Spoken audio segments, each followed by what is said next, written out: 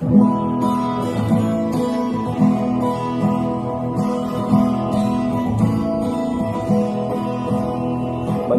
makinig, matuto. Manood, makinig at matuto. May aral natin ang kwento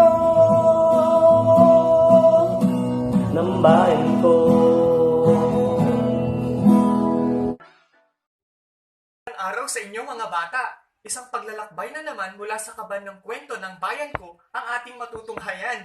Ako nga pala si Teacher Jerome Aquino Calatero mula sa Kabugaw Elementary School, Schools Division of Cauayan City, Region 2 ang maghahatid sa inyo ng kwentong kapupulutan natin ng aral.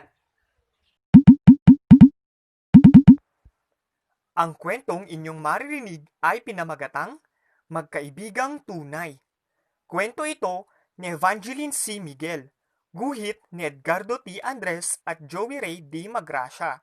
Pag-aanyo ni Richard D. Medina at Ryan Michael A. Alba. Patnugot ni Cheryl R. Ramiro, Doctor of Philosophy, Schools Division of Santiago City, Region 2. Halika at simulan natin ang paglalakbay sa kaban ng kwento ng bayan ko.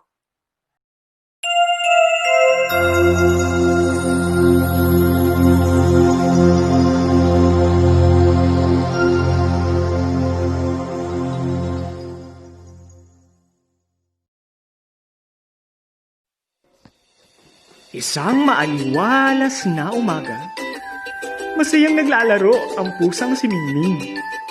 Masigla siyang nakikipaghabulan sa mga paru-paro at ang ibon sa malawak nilang bakuran.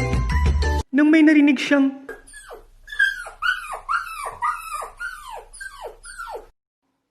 nanginig, natakot, tumakbo at mabilis na nagtago si Mingming sa mga halamanan.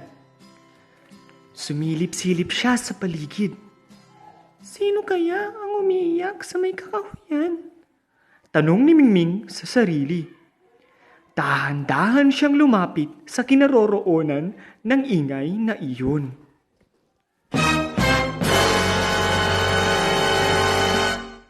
Aba, ang asong matapang na si Kokey pala. Wika ni Mingming. Tulong! Tulong! Tulungan mo ako! Pasigaw ni Kokey na umiiyak. Bakit bang aga-aga ang ingay-ingay mo? Tanong ni Mingming na nagtatapang-tapangan. Pero ang totoo, labis ang nadarama niyang takot. Patuloy ang pag-iyak ni Kokey. Aray! Naipit ang aking kaliwang paa! Sambit ni Kokey. Mingming! Tulungan mo ako! Wika ni Kokey habang pilit na hinihila ang paa sa pagkakaipit sa isang malaking sanga ng nabuwal na punong kahoy. Ayoko nga! Ang tapang-tapang mo! Ang wika ni Mingming. Baka makagat mo muli ang aking malarosas na pisngi. Ang dagdag pa nito. Pangako, mula ngayon, hinding-hindi na kita aawayin. Wika ni Kokey na namimilipit sa sakit. Sige na nga, sagot ni Mingming. Kung sa bagay, kabilin-bilinan ni na ama't ina na mahalin at tutulungan ko ang mga nangangailangan ng tulong kahit sino o ano pa siya. Nakangiting sambit niya sa kaniyang sarili. At dahan-dahang inalis ni Mingming ang sangang nakaipit sa kaliwang paa ni Kokey. Oh, ayan, malaya ka na, sabi ni Mingming. Maraming salamat sa iyo, Mingming. Buti na lang narinig mo ako kanina. Dahil paika-ikang lumakad si Kokey, naawa si Mingming sa kanya. Halika, hihilutin ko ang iyong kaliwang paa. Wika ni Mingming. Ay, maraming salamat kaibigan. Nakangiting sambit ni Kokey. Sabay silang nagtinginan sa isa't isa at sila'y nagyakapan.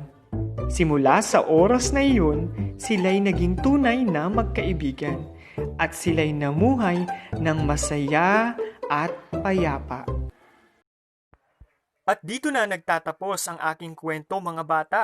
Lagi nating tatandaan, huwag tayong magdadalawang isip na tulungan ang mga nangangailangan kahit kayo pa ay magkauri o magkaiba ng paniniwala.